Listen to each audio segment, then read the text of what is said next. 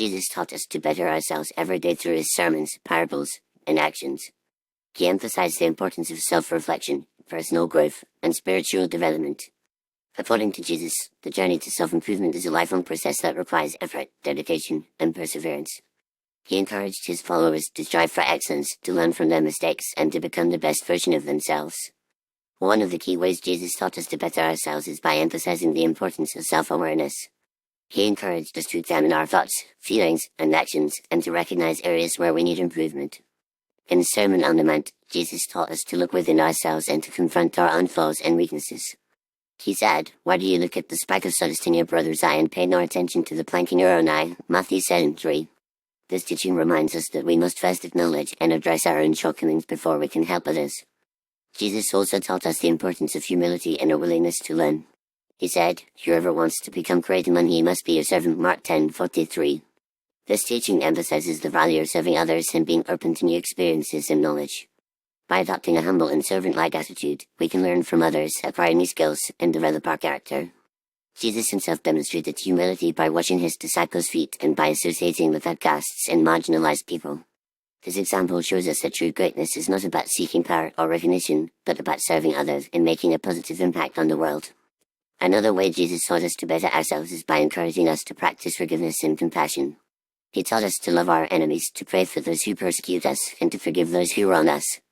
In the Lord's Prayer, Jesus taught us to say, "Forgive us our debts, as we also have forgiven our debtors." Matthew 6:12.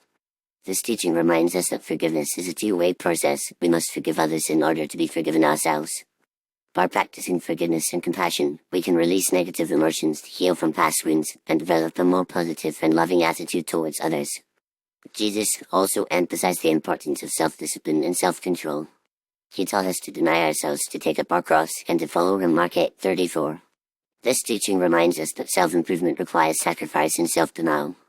We must be willing to let go of our ego, our desires, and our selfish ambitions in order to follow Jesus and become the person God created us to be.